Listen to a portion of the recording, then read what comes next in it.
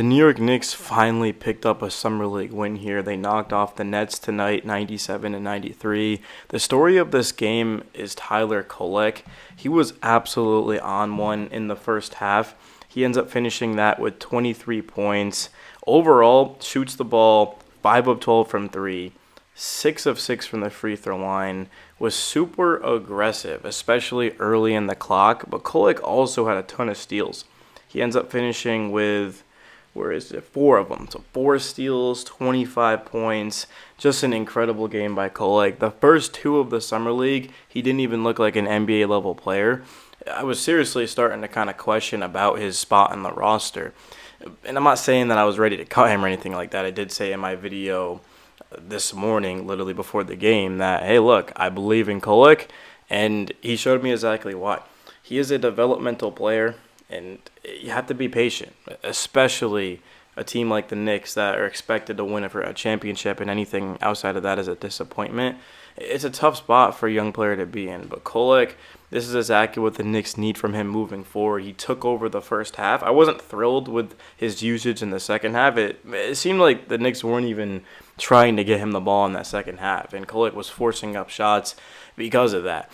The first half, the Knicks were looking for him right away. He was knocking down shots off of the ball. He was also running the pick and roll. And you guys can see, he's being aggressive. That's a bad pass. That's a turnover, but he's trying to make something happen. And this is Kolek. Look at this, literally staring down the bench, and has some words for them too. This is the Nets, who I can't stand. I literally hate the Brooklyn Nets, man, so much. So it's good to see Kolek do this against them and their 5 first-round picks. Ooh, you guys gave up 5 first-round picks for Mikal Bridges. Yeah, how did that go? You still can't even beat our Summer League team, Brooklyn. You're poverty.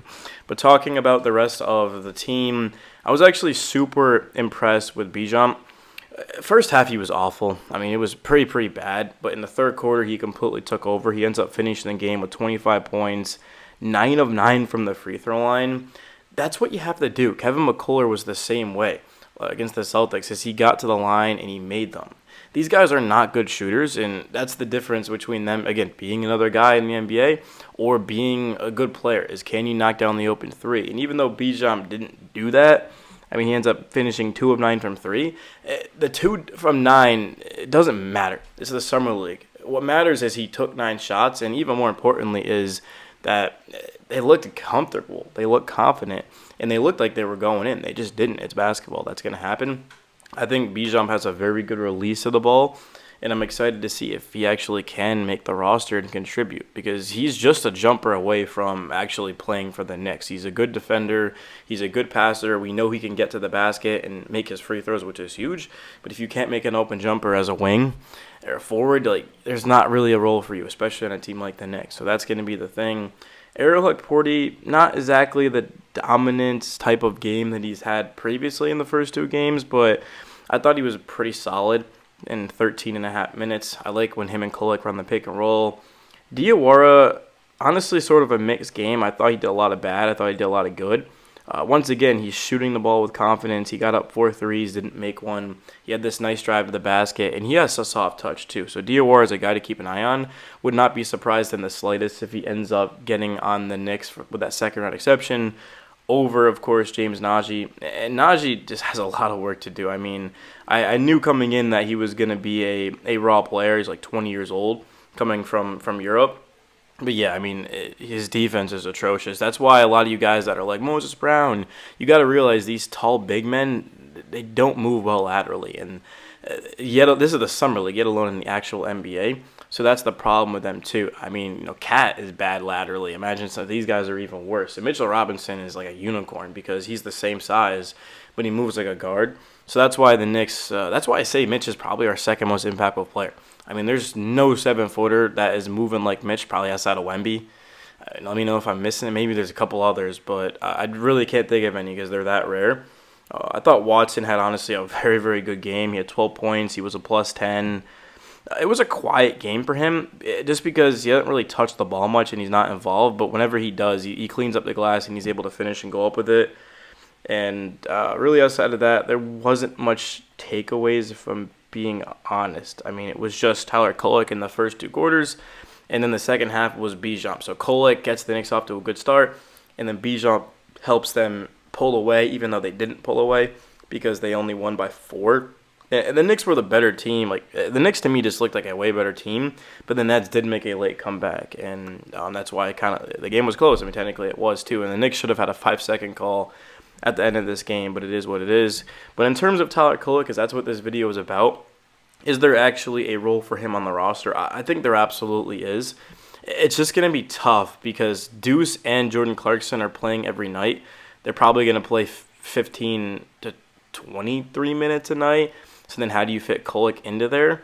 That's going to be the issue. And Kolek can only play the one. I mean, like technically you probably could get away with him next to Deuce or him next to Brunson, but ideally in a perfect world, you want Kolek being the point, especially defensively, because that would just be very, very bad to have two like guards like that out there. So Kolek is going to have to run the offense. And with Jordan Clarkson, he's the Cameron Payne replacement. That's where things get tricky. But if Kolek does continue to play like this, and Mike Brown was at the game, by the way. Mike Brown was in attendance, so he's seeing this, and at the very least, he's intrigued. I'm not saying he's ready to throw Kolek out there in the rotation, but I do think Tyler is good enough to play. I understand that he's going to have inefficient nights. I understand that he is a liability defensively, but he's so good at playmaking, and if he's able to get to a shot and be aggressive and score and knock down those shots off of the ball, I think you've got to play him.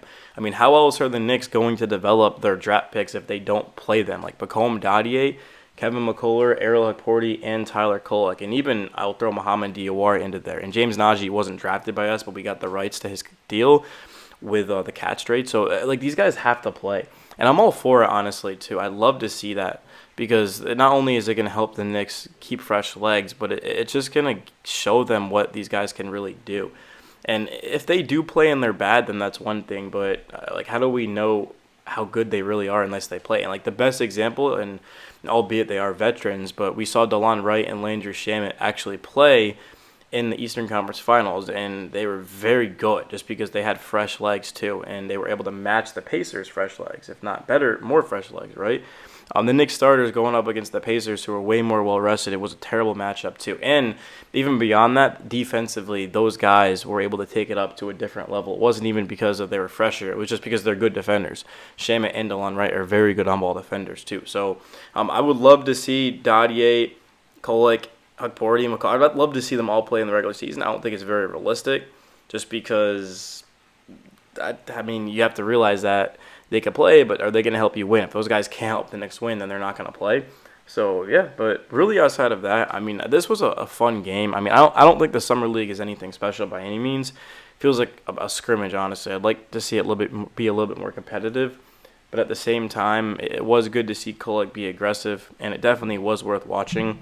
And this was the first Summer League game that I actually was able to watch from start to finish, too. So I'm happy that the Knicks were able to win, and it's on to the next one. But I'm out, guys. It's your boy, Knicks Daily. Until next time, boys.